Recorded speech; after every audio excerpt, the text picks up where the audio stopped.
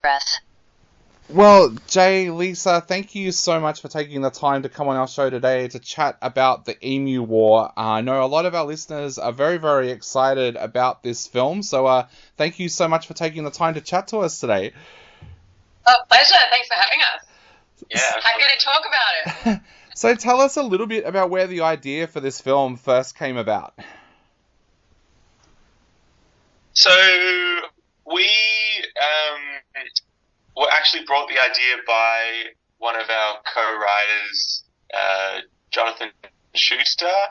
He sort of always, it had just been knocking around in his head that it would be a good idea to make an Emu War movie. And then we got together with him and developed a proof of concept short film, which was never released, but we cut it down into a fake trailer, and then put that online, and then it got a little bit of interest to the point where we could start, developing scripts with, the help of, Screen Australia and, Yeah, kind of went from there. That's how it got started. It just kept evolving. It has been six years in the making, so it's evolved a lot. So I have to ask, what were your initial thoughts when he first came to you and said, hey, I've got this idea about an Emu War film? What was your first thoughts at that time? Oh, we just thought it was so funny, and just immediately felt like there was so much that could be done with it, and that it sort of opened the door to so many, ways to include a lot of those, different tropes of, war films, but then also, just to take the comedic element and different parts of Australia and make them all kind of mix them all up, and nothing kind of makes sense really, and that seemed really fun to play with. So tell us a little bit about that journey. Like you said, this film does touch on a lot of different tropes and things from different genres and different films. What was that then like when you sat down to expand out this story and start to develop characters and start to bring those tropes and things into the film? I guess for ages we were just sitting around, before we had proper writing room meetings, we sat around for ages and we were this just by itself is a funny standalone sort of scene that could take place in a military type setting, or it could be something that soldiers could do, or this could be something that could happen in an Emu War. And we had heaps of different little ideas that we then tried to pull the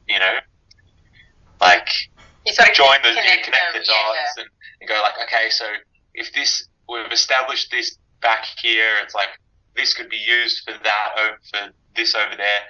But trying to because the origins of the project, while we were writing it to go on YouTube, and so we were very conscious to try and make it fast moving and not have people switch off.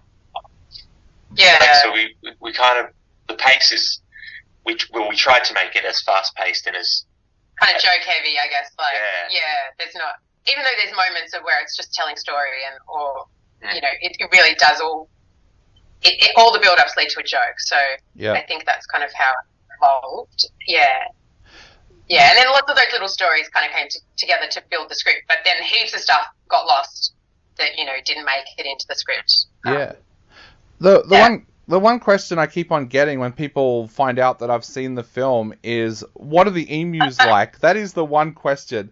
So I have to ask, what was that development like? Because, of course, you would have had a lot to discuss on how you wanted the emus to be, whether they spoke or what. So tell us a little bit about how you went down that journey of what the emus would be like in the film.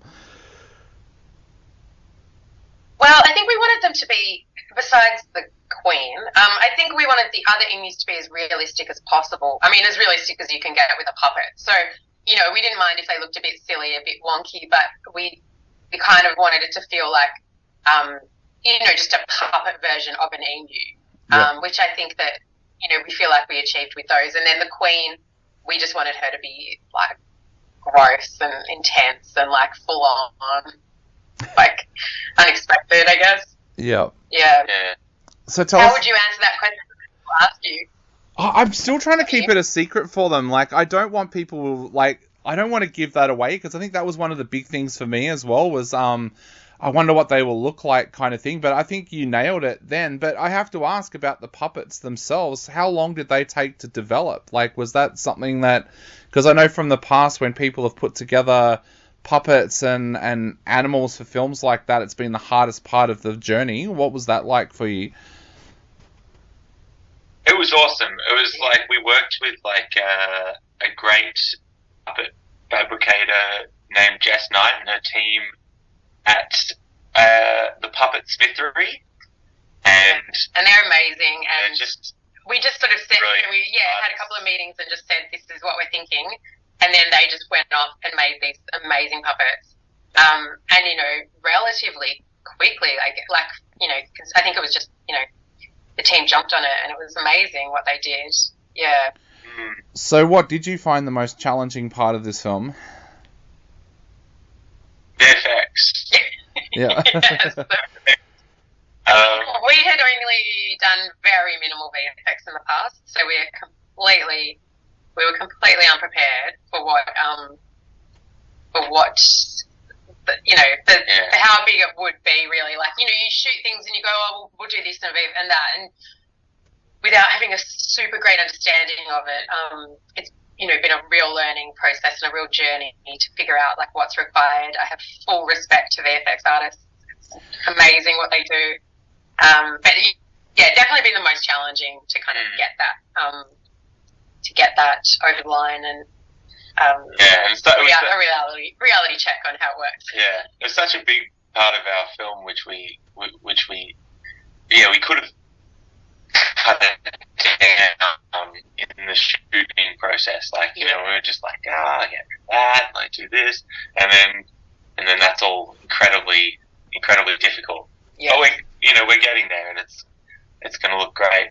But it's that was the challenging part. We wrapped like 18 months ago, so like we've been dealing with VFX ever since. Yeah. So it's been an process. Yeah.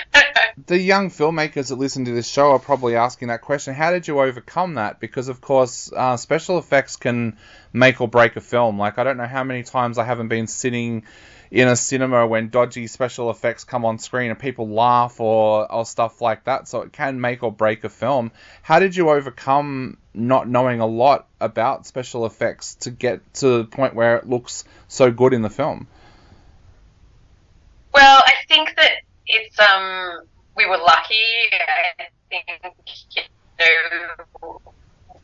we're working with really like great people, but I think ultimately because it is a comedy, it doesn't have to be perfect, and that's always where we've come to it and spoken to people we're working with. It's like it's okay if it's not Game of Thrones, it's not Star Wars. It's okay if some bits are a bit silly looking, because that's the laugh there. So I think that helps, not having to be picture real, not having to be super perfect, and that's probably what's saved us. Because if we were trying to make something that had to be picture real, we'd probably be in trouble. Yeah.